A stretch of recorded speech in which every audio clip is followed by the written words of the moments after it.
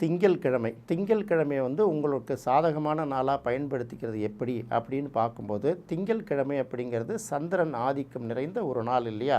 காலையில் எழுந்தோடனே ஒரு தாயார் இருக்கிறவங்க தாயாரை வந்து பார்த்து அவங்களோட வந்து ஒரு புன்சிரிப்போடு தொடங்குங்க, ஒரு நமஸ்காரத்தோடு தொடங்குங்க. அப்படி இல்லையா, தாயார் வயதில் இருக்கக்கூடிய மற்ற பெண்களை பார்த்து அவங்களுக்கு ஒரு வணக்கம் வச்சுட்டோ ஒரு ஆசீர்வாதத்தை வச்சோ தொடங்குங்க. அந்த நாள் முழுக்க உங்களுக்கு நல்ல நாளாக இருக்கும் அப்படிங்கிறது நம்மளுடைய ஜோதிட நூல்களில் கூறப்பட்டிருக்கிறது தான். காலையில் எழுந்தோடனே மற்ற விஷயங்கள்லாம் செய்யறதுக்கு முன்னாடி ஒரு டம்ளர் தண்ணி குடிச்சிக்கலாம். இப்படியெல்லாம் வந்து திங்கட்கிழமை வந்து உங்களுடைய நாளை வந்து நீங்கள் தொடங்கலாம்.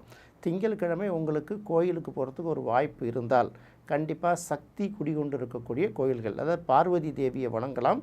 அதே போல் வீட்டில் வந்து அந்த மினரல் வாட்டர் தீர்ற மாதிரி இருந்தால் முதல்ல எக்ஸ்ட்ராவே 2 கேன் வாங்கி போட்டுட்டிங்கன்னா உங்களுக்கு வசதியாக இருக்கும். அதே போல் துணிகள் குறைவாக இருந்தால் அன்னைக்கு நீங்கள் ஏதாவது ஒரு துணி எடுக்கிறது, குறைந்தபட்சம் இந்த கைக்குட்டையாவது வாங்கி வச்சுக்கிறது ரொம்ப நல்லது. சந்திரனுக்கு உரிய உடைகள் அப்படின்னு பார்க்கும்போது வெள்ளை நிறமான உடைகளை உடுத்துறது ரொம்ப நல்லது. சந்திரனுக்கு நட்பு கிரகங்களான சூரியனுடைய ஆரஞ்சு நிறத்தையும், குருவுக்கு உரிய மஞ்சள் நிறத்தை போட்டுக்கலாம், செவ்வாய்க்குரிய சிவப்பு நிறத்தையும் நீங்கள் போட்டுக்கலாம். இந்த மாதிரி விஷயங்களை பயன்படுத்திக்கலாம்.